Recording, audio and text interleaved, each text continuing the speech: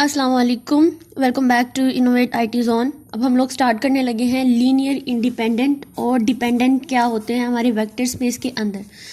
तो सबसे पहले इसको समझने के लिए हम लोग इसको रीड आउट करना स्टार्ट करते हैं ताकि बहुत ही इजी वे में मैं आप लोगों को इसको समझा सकूं।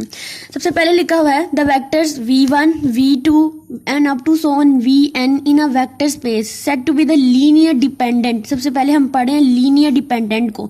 लीनियर डिपेंडेंट कब होते हैं ये vectors? If these exist constant, अगर इनके जो कांस्टेंट होते हैं वो जीरो के इक्वल नहीं होते तब क्या होते हैं? वो डिपेंडेंट होते हैं। यानी आप लोग इस तरह से समझ सकते हो कि ये हमारे पास जब हम लोग लीनियर कॉम्बिनेशन बनाते हैं तो हमारे पास एक a1 होता है यानी एक कांस्टेंट होता है और साथ में एक हमारे पास वेक्टर होता है। ठीक है, इसी तरह एक कांस्टेंट होता है और साथ में क्या होता है? वेक्टर्स होते हैं up to so on.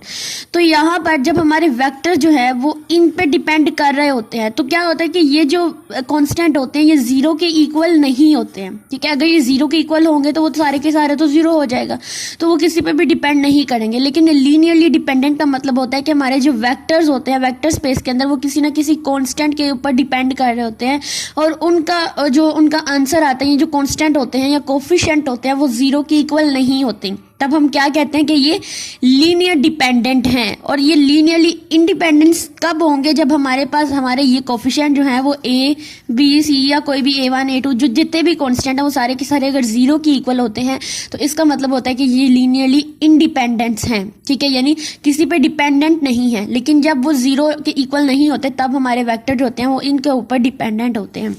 The vectors v1, v2, vn in a vector space we set to the linear dependent if there exist constant जो है यानी a1, a2 up to so on an not all zero, सारे के सारे जो है वो zero नहीं होते। Means a1 not equal to zero, a2 not equal to zero, an not equal to zero. ठीक है, यानी वो कुछ इस फॉर्म में आ जाते हैं। अदरवाइज हमारे जो v1, v2, v3 जो होते हैं वो लीनियर इंडिपेंडेंट होते हैं जब हमारे पास जो है इनके जो कॉन्स्टेंट्स होते हैं वो जीरो के इक्वल होते हैं, तो वो क्या होते हैं? वो लीनियरली इंडिपेंडेंट होते हैं। फिर से याद रखिए कि लीनियर डिपेंडेंट से याद रखें कि मतलब जो हमारे वेक्टर्स होते हैं वो कांस्टेंट के ऊपर डिपेंड कर रहे होते हैं और हमारे जो कांस्टेंट होते हैं वो जीरो नहीं होने चाहिए। जबकि लीनियरली इंडिपेंडेंट का मतलब होता है कि वो सारे के सारे क्या होने चाहिए? जीरो होने चाहिए, यानी जीरो के इक्वल आते हैं। अब इसको हम लोग एक एग्जाम्पल के थ्रू कर लेते हैं। फॉर एग्जाम्पल मेरे पास ये एक एग्जाम्पल गिवन है, which of the following sets of vectors are linearly independent in R4। R4 का मतलब क्या होता है कि हमारे पास 1/4 का मैट्रिक्स है। तो देखो 1/4 का मैट्रिक्स है ना, सारे के सारे वेक्टर्स 1/4 के। तो सबसे पहले इसके स्टेप्स नोट करें। सबसे पहला स्टेप क्या होता है कि हम लोगों ने इन सारे वेक्टर्स को लेट करना होता है और एक लीनियर कॉम्बिनेशन की फॉर्म में हमने यहाँ पर लिखना होता है। लीनियर कॉम्बिनेशन का लेक्चर मैं पहले भी दे चुकी हूँ, आप लोग वहां से जाकर प्लेलिस्ट में जाकर देख सकते हैं। उसके बाद स्टेप 2 में क्या होता है कि हमने इसको ऑगमेंटिक मैट्रिक्स के अंदर कन्वर्ट करना होता है। आप चाहे तो पहले इस फॉर्म में ax इक्वल टू b की फॉर्म में लिख ले, चाहे तो आप लोग इसको डायरेक्टली इस फॉर्म में लीनियरली ऑगमेंटिक मैट्रिक्स के अंदर लिख सकते हैं। तो जब हम ऑगमेंटिक मैट्रिक्स के अंदर कन्वर्ट क्यों करते हैं? क्योंकि हमें इसकी एचुलन या रिड्यूस एचुलन फॉर्म चाहिए होती है। फिर हम क्या करते हैं? उसके ऊपर रो ऑपरेशन अप्लाई करते हैं।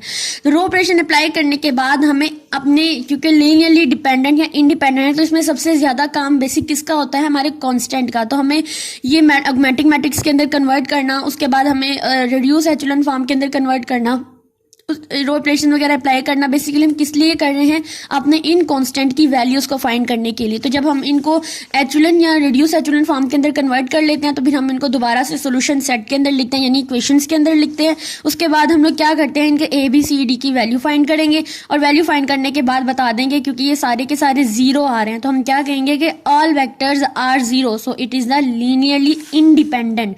जीरो है तो इंडिपेंडेंट होंगे। ठीक है, अब आपके लिए मैंने एक एग्जाम्पल रखी है, आप लोगों ने बताना है कि ये हमारे पास जो है ये इंडिपेंडेंट है या डिपेंडेंट है। याद रखना है अगर तो जीरो आए, सारे कांस्टेंट की वैल्यू जीरो आई तो क्या होगा? ये लीनियरली इंडिपेंडेंट होगा। और अगर जीरो नहीं आया तो तब हमारे पास क्या होगा? ये लीनियरली डिपेंडेंट होगा। तो ये वाली एग्जांपल है, ये वेक्टर्स गिवन है। तो मैं आप लोगों को यहाँ पर दोबारा से स्टेप जो है वो एक्सप्लेन कर दूं कि आपने किस तरह से करना है, लेकिन ये आप लोगों ने क्वेश्चन खुद करना है। स्टेप 1 में क्या करना है आप लोगों ने कि इनको आप लोगों ने लेट कर लेना है। ठीक है, लेट कर ले कि ये क्या है? v1, v2, v3, v4 and v5, यानी 1 2 3 4 5 वेक्टर्स हैं। और आप लोगों ने इनका कांस्टेंट भी यानी कोफिशिएंट भी लेट कर लेना है कि हमारे पास a1, a2, a3, a4 and A5 तक हैं, ठीक है। उसके बाद आपने क्या करना है, लीनियर कॉम्बिनेशन बनाने होते हैं, एक इक्वेशन बनानी होती है A1 V1 plus A2 V2 plus A3 V3 plus A4 V4 plus A5 V5, ठीक है। यहाँ तक आपने उसकी इक्वेशन बनानी है। उसके बाद आपने क्या करना है कि इन वेक्टर्स की जो वैल्यूज़ हैं, यानी ये वेक्टर्स हैं, आपने पुट करने हैं। उसके बाद आप लोगों ने क्या करना है कि ऑगमेंटिक मैट्रिक्स के अंदर जो है वो सारे के सारे को कन्वर्ट कर देना। अब इसकी राइट साइड पे ज़ीरो है तो हम क्या करेंगे, ये ज़ीरो का ज़ीरो वेक्टर लिखेंगे, 0 0 0। जितने भी यहाँ पर हमारे पास जितनी भी डायमेंशन का होगा उतना आपने ज़ीरो लिख लेने हैं और एक ऑगमेंटिक मैट्रिक्स जो है वो बना लेना। उसके बाद इसको ऊपर रो ऑपरेशन अप्लाई करने हैं, इसको एचुलन या रिड्यूस एचुलन फॉर्म बनाने के लिए। फिर आपने इनको सोल्यूशन सेट यानी इक्वेशंस के अंदर पुट के फॉर्म में लिखना है। उसके बाद आपने इनके कोफिशिएंट की या कांस्टेंट की वैल्यूज़ निकालनी और बताना है कि अगर तो वो जीरो की इक्वल आ रही हैं सारी की सारी, यानी A1 भी जीरो आ रहा है, A2 भी, A3 4 5 सारे जीरो आ रहे हैं, तो मतलब क्या होगा कि ये लीनियरली इंडिपेंडेंट है। और अगर जीरो की इक्वल नहीं आ रहा तो मतलब ये लीनियरली इंडिपेंडेंट नहीं है। तो आप लोगों ने क्या करना है, इस क्वेश्चन को सॉल्व करना है और देन मुझे कमेंट करना है कि आप लोगों का ये क्वेश्चन बहुत ही सक्सेसफुली जो है वो आप लोगों ने कर लिया है। Thank you.